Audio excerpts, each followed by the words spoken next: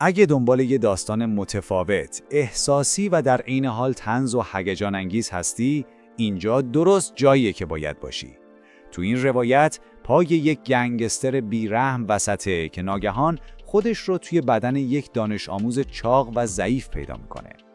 اتفاقاتی که بعد از این جابجایی عجیب میفته پر از عشق، مبارزه، رشد شخصیتی و غافلگیری‌های نفسگیر هست. پس آماده شو، چون قرار وارد یک ماجرای غیرمنتظره و کاملا متفاوت بشیم. فیلم با جانگ پنگ سو، یک گنگستر معروف و رئیس امپراتوری تجاری هان شروع میشه. اون یک زندگی لاکچری با همسرش سویو یان که دختر آقای هانه داره. ازدواج جانگ با اون دختر از قبل برنامه‌ریزی شده بود و هدفش اینه که ثروت کلان پدرزنش رو مال خودش کنه. یه روز جانگ طبق معمول کارهای ساختمانی توی ساختمون شرکتشون رو نگاه و بررسی میکنه و بعد تصمیم میگیره بره یه کاسه رامن توی یک مغازه نزدیک بخوره. روبرویش یه پسر چاق دبیرستانی به اسم کین دانگ نشسته که داره نودلاشو میخوره. جانگ از مزه غذا خوشش نمیاد، به همین خاطر تصمیم میگیره سریع حسابش رو تسویه کنه و از اونجا بره. در این بین دانگ متوجه میشه کیف پولش رو جا گذاشته و به صاحب مغازه میگه نمیتونه حساب کنه. جالبه که صاحب مغازه بهش اجازه میده بره و میگه جانگ پولش رو حساب میکنه. جانگ از این رفتار ناراحت و عصبانی میشه، اما به هر حال پول را میده. بعد اینکه حساب میکنه تازه متوجه میشه که دانگ 4 کاسه رامن خورده بود. بعد از اینکه پول را میده، جانگ میره خونه، اما توی راه میبینه یک کامیون زباله راهو بسته. از طرفی دانگ رو لبه پشت بوم یه ساختمونه و داره سعی میکنه کفشش رو برداره. یهو تعادلش رو از دست میده و سقوط میکنه و دقیقاً میافته روی جانگ. اون لحظه جانگ با یکی از همکاراش تلفنی حرف میزد. صحنه بعد توی بیمارستانه. جانگ رو بیهوش روی تخت نشون میدن. جانگ بعد از بهوش آمدن از اتاق میره بیرون. دانگ هنوز توی کماست. عجیب اینه که همه اونو بچه یا با اسم دانگ صدا میکنن. جانگ وارد یه اتاق دیگه میشه و با کسی روبرو میشه که دقیقاً شبیه خودشه. همزمان پدر دانگ وارد میشه و جانگ و پسرش خطاب میکنه. جانگ که گیج و سردرگم شده سریع میره جلو آینه و میفهمه به طرز عجیبی تبدیل شده به دانگ. اون سعی میکنه به بقیه توضیح بده چه بلایی سرش اومده، اما کسی حرفشو باور نمیکنه. بدتر این که دکترم میگه دچار فراموشی رتروگراد شده. جانگ ناچار میشه این وضعیت رو قبول کنه و با پدر دانگ به خونه برگرده. با کلی غذا و خوراکی ازش استقبال میکنن و اون هم سریع همه رو میخوره. فردای اون روز جانگ میره مدرسه دانگ. یک گروه از بچه‌ها که رفتار عجیبی دارن رو میبینه. توی زمان ناهار چند تا قلدر میان تا دوست دانگ یعنی هیان رو اذیت کنن. چانگ ازشون میخواد دست بردارن، اما این کار فقط رئیس قلدرها یعنی تایوک رو عصبانی میکنه. تایوک به چانگ میگه بعد از مدرسه بیاد تا باهاش دعوا کنه. اما چانگ که قبلا گنگستر بوده از این چیزا نمیترسه، پس با اعتماد به نفس قبول میکنه. بعد از مدرسه چانگ همه اونها رو حسابی سر جاشون مینشونه و حتی گوشی تایوک رو هم میدزده. شب وقتی گوشی رو بررسی میکنه یک ویدیو پیدا میکنه که نشون میده دانگ چطور مجبور شده روی لبه ساختمون راه بره و همین باعث سقوطش شده بود. این موضوع چانگ رو خیلی عصبانی میکنه، پس تصمیم میگیره کاری انجام بده. روز بعد چانگ دوباره سراغ قلدرها میره و بهشون هشدار میده دیگه حق ندارن کسی رو اذیت کنن. همچنین از ویدیو استفاده میکنه و تهدیدشون میکنه که اگر دوباره کسی رو اذیت کنن ویدیو رو پخش میکنه. از طرف دیگه همسر چانگ یعنی یان با یکی دیگه رابطه داره. اون مطمئنه که شوهرش نمیفهمه چون توی کماست، اما بدشانسی میاره چون رئیس رقیب چانگ یعنی یانگ مچشو میگیره و بعد ازش باجگیری میکنه تا کمک کنه بیزینس چانگ رو نابود کنه. یان که راه فراری نداره با یانگ همدست میشه و شروع به نقشه کشی علیه شوهر خودش میکنه. چانگ میره دیدن دستیارش چول که داره از بدن چانگ بیهوش مراقبت میکنه. اون سعی میکنه به چول بفهمونه که واقعا رئیسشه، اما چول فکر میکنه این فقط یه شوخیه. پس چانگ مجبور میشه چند تا راز شخصی که فقط خودش میدونست و بگه. این روش جواب میده و چول متوجه میشه که چانگ توی بدن دانگه. حالا با هم صحبت میکنن و چانگ میفهمه که همسرش قصد داره اونو بکشه. روز بعد دخترکی به اسم هیان بعد از مدرسه با چانگ برخورد میکنه و عروسکش از دستش میفته. چانگ دنبالش میره و عروسک رو بهش میده. همون موقع مادر هیان یعنی میسان هم میرسه تا دخترش رو ببره. چانگ به محض دیدن میسان شوکه میشه، چون اون همون کسیه که چانگ برای ازدواج با یان ترکش کرده بود.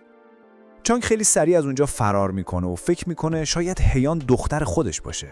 برای اینکه مطمئن بشه توی دیدار بعدی چند تار مو از هیان میگیره و آزمایش DNA انجام میده. وقتی چانگ میبینی نتیجه آزمایش مثبته، شوکه میشه و میفهمه که هیان دختر خودشه. چانگ بعد فهمیدن این حقیقت ناراحت میشه، چون فکر میکنه پدر خوبی نبوده و خانوادش رو رها کرده. چانگ که ناامید شده میره پیش چول و ازش راهنمایی میخواد که چطور میتونه خانوادش رو خوشحال کنه. چول پیشنهاد میده روی بدنش کار کنه، چربی بسوزونه و لاغر بشه. همچنین پیشنهاد میکنه هیان رو چند جلسه به فیتنس ببره. تو صحنه بعد هیان به باشگاه میاد. اولش خوشش نمیاد، اما چول که خودش رو به عنوان مربی جا زده قانعش میکنه که بمونه. اون به هیان دفاع شخصی یاد میده، در حالی که جانگ روی فرم آوردن بدنش کار میکنه. بعد از چند ماه تلاش، هیان تبدیل به استاد دفاع شخصی میشه و جانگ هم تبدیل میشه به یه پسر خوشتیپ. وقتی به مدرسه میره، همه حتی قلدرها از ظاهر جدید شوکه میشن.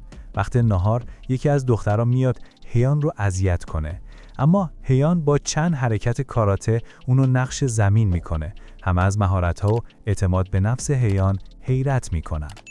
وقتی میسان میفهمه که دانگ که در واقع جانگه به دخترش دفاع شخصی یاد داده، اونو به مغازه دعوت میکنه و برای قدردانی براش یک کاسه رامن میاره. همون موقع یک مشتری میسان رو صدا میزنه تا بره سر میزش و بعد اونو مورد آزار قرار میده. این حرکت جانگ رو عصبانی میکنه. به سمت اون مرد میره و او کتکش میزنه. میسان جلوشو میگیره و شک میکنه، چون رفتار و حرفای جانگ شبیه دوست پسر قبلیشه. بعدن جانگ به میسان میگه که واقعا جانگه و با دانگ جابجا شده. اولش باور نمیکنه، اما وقتی جانگ از گذشتهشون و خاطرات مشترک تعریف میکنه، میسان حرفش رو باور میکنه. با این حال هنوز ازش عصبانیه، چون تو زمانی که بیشتر از همه بهش نیاز داشت ترکش کرده بود. پس ازش میخواد دیگه بر نگرده. روز بعد وقتی هیان و جانگ توی مدرسه کنار هم نشستن، یکی از اعضای شورای دانش آموزی یعنی مینهو به سمت هیان میاد و اونو به جشن تولدش دعوت میکنه. هیان قبول میکنه، بیخبر از نقشه هایی که مینهو براش کشیده. بعدن جانگ میره پیش میسان و ازش عذرخواهی میکنه. میسان هنوز عصبانیه و تصمیم میگیره بره، اما جانگ دستش رو میگیره و اونو میبوسه. این کار همه رو تو رستوران شوکه میکنه. از طرفی میسان شدیداً عصبانی میشه و با سیلی میزندش و بعدم کشون اونو میبره تا به پلیس تحویل بده. وسط راه جانگ تماس از دوست دانگ دریافت میکنه که میگه هیان تو دردسر افتاده. جانگ با چول تماس میگیره و ازش میخواد یه ماشین براش بفرسته. تو صحنه بعد جانگ به جشن تولد مینهو میرسه و میبینه چند تا پسر دور هیان جمع شدن و مینهو داره شراب روی اون میریزه. جانگ با دیدن این صحنه وارد عمل میشه و از هیان دفاع میکنه. دخترای حاضر عاشق مردونگی جانگ میشن، به اینکه بدونن اون واقعا یه گنگستره. هیان هم کمک میکنه و مینهو رو توی استخر میندازه. روز بعد چول به جانگ میگه که یان واقعا داره با رقیبش آقای یانگ علیهش توطئه میکنه.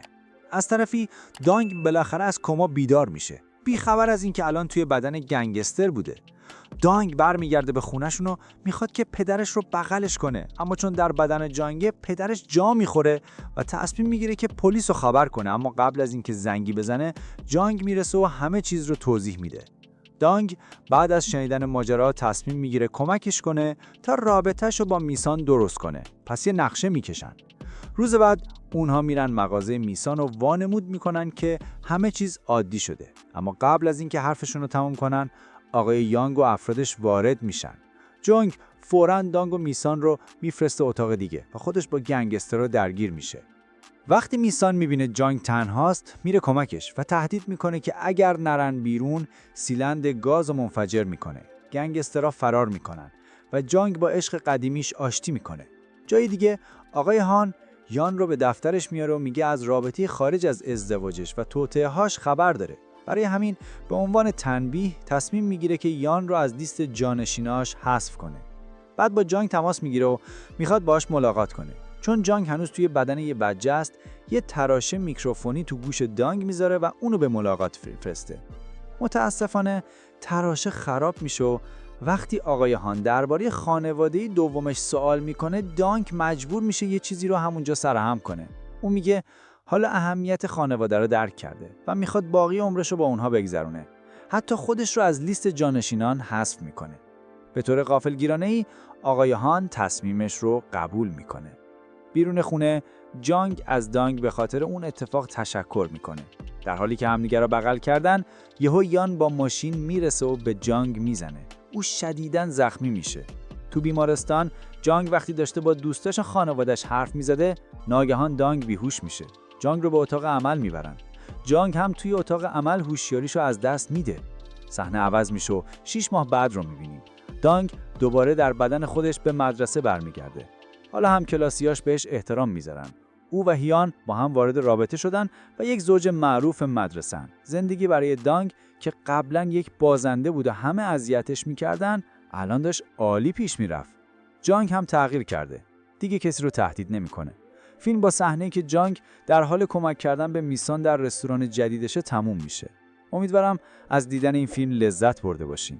لطفاً ویدیو رو لایک کنید و هر پیشنهاد انتقادی هم داشتید توی کامنت ها بهمون بگید. برای دیدن فیلم‌های بیشتر هم حتماً به کانالم یه سری بزنید.